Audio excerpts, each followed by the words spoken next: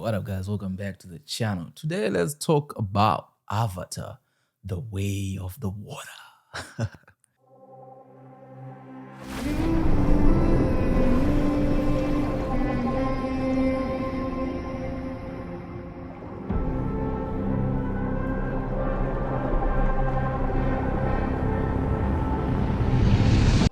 On Christmas Day, well, whilst you guys were celebrating, I went to the cinema and watched Avatar: Way of the Water. I didn't have much to do anyway, so I didn't have a full stomach and stuff like that.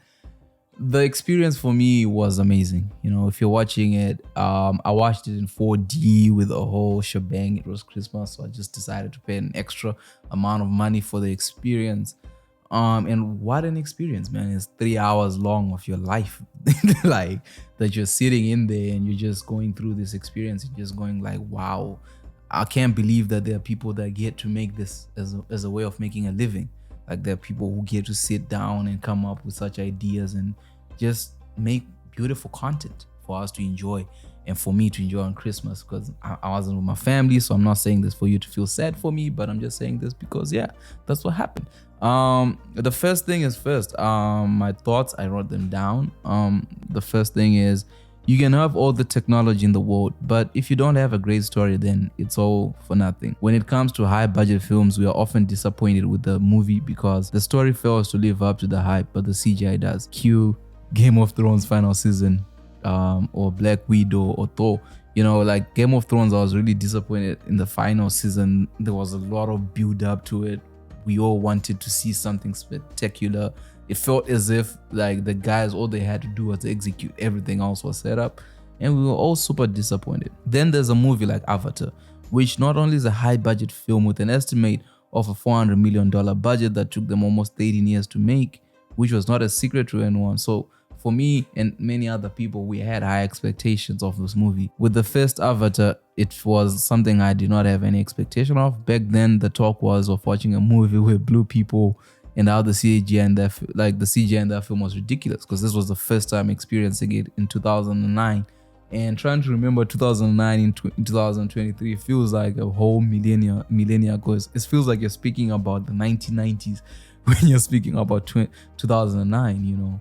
I remember when it came out, back then I don't think I went to the cinema. I think I finally watched it when it was on Blu-ray, and I was like, wow, you know, I couldn't believe what I was watching. I enjoyed the storylines. I enjoyed the whole thing, because in my brain I don't think I could have understood, because I think back then we were watching Spy Kids, like movies like that, and then to have to watch Avatar for me was like, oh, okay, this is a step up.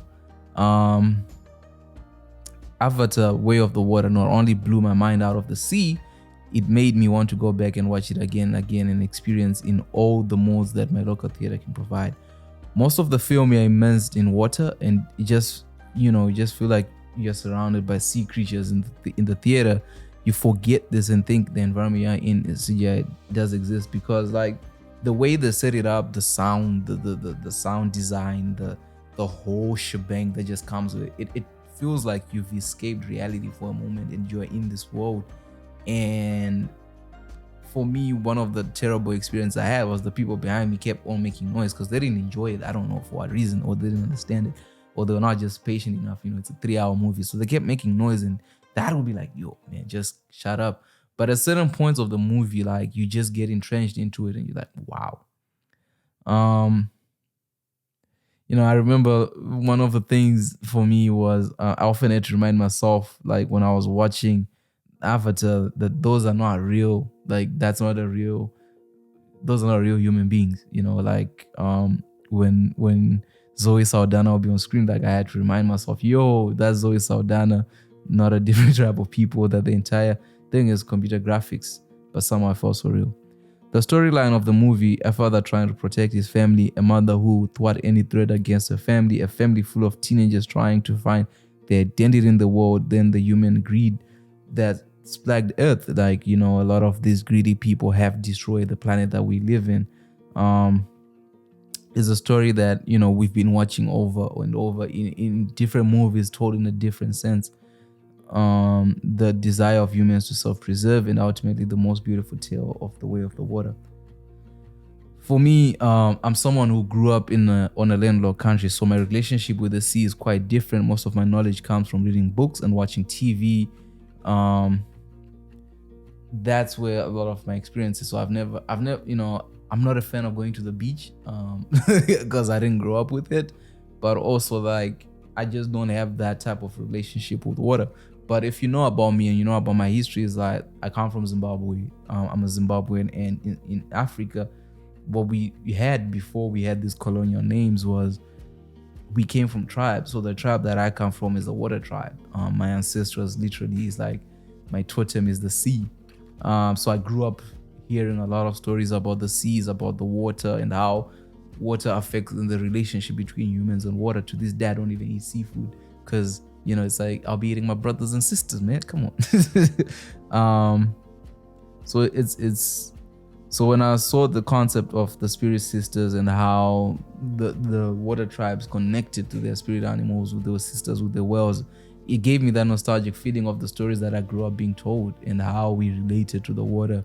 Also, the movie is not real, and I know that for a guy like James Cameron, this is just stories. I don't think like culturally, Westerners have these type of cultures unless you're like indigenous people who have a connection with the lands and stuff like that. I don't really know James Cameron's history, but I think for him he was just telling a story probably that he's heard before. The whale hunting issue that they presented and speak about in the movie is not something that I could also relate for. It always saddens me to see when animals are hunted and hurt in a way to provide for humans. As someone who's a meat eater, I'm definitely not innocent of this, but also as well, like sometimes, like if it's not needed for survival, which I understand, we live in an ecosystem where whoever is at the top of the food chain eats whatever is below. But when we go for things like whale hunting, it's not even like humans eat whales, and how they were being used in Avatar, it's a sad thing, because it's like you want the tiniest things that these animals provide, and you kill such a big animal. What's such a waste? And it's just not good. It made me feel sickened, like how can someone do this? And just to think it's a practice that actually goes on. The movie captures and depicts the cruelty of this activity in a way that's emotionally jarring, but also connects. A mother, like you learn the lesson that a mother will not outrun its calf to try and protect it by any means necessary. And in doing that, they end up losing their lives, both of them, because the calf is just learning how to swim, just learning how to do things. And I feel like it just hurts, killing just and these animals, it's not that they don't fight back, it's just they made a decision that they don't want to be killers and they didn't want to kill humans, but these humans, they just kept on pushing it and pushing it. One thing about the movie, my con in the movie for me is the antagonist. So obviously in every movie you need to have a conflict and you need to have this thing where you're pushing for a resolution. And I just feel like the storyline was weak in the villain. I just feel they went with the easy route, which doesn't push a different story. Bringing the Colonel back and causing havoc. It's an experience we had last time, but his obsession with Jack Sully for no reason was hard for me, man. I think watching Thanos, for me, Thanos, the character, has made it very difficult for me to connect with different villains from different movies, because a lot of times they don't have that story arc. They don't have that. You don't get to understand what's motivating them and what's pushing them. The way they did that, where they were like, "Oh, we're downloading the Colonel's personality into this body," and then he comes back embodying the Colonel, and then he has this hatred for Jack Sully. That makes no sense. Like, because if I remember pretty well, they only started having issues once they were on Pandora. So to say that his memories were downloaded on their way to Pandora, that means he hasn't like started hating on Jack Sully back then, because back then Jack Sully still had his legs amputated, so he was still a cripple. So like, why were you hating on him that much to the point that an entire movie is dedicated to just the hatred you have of this man? It made no sense to me. But other than that, I feel like they told a beautiful story. I feel like the 13 years they took to make this thing from a technology perspective was beautiful and amazing work that they did. You have to appreciate it, and whatever records they go on to break, good for them. This is beautiful work. It's not a waste of time when you show up on there. Like, it feels like the whole waste of time of it is just it being 3 hours. Like, yo, there's an hour which is really unnecessary, to be honest. Like, they were just showing off. They're just showing off the technology. They were just showing off the work that they did. But an entire hour of the movie is unnecessary. But listen, we'll take it for the experience. It's really hard to believe that this movie is a CGI and none of the stuff that you get to watch and experience is real. But I feel like the ability that they created to create an immersive experience for the audience is something that I tip my hat to.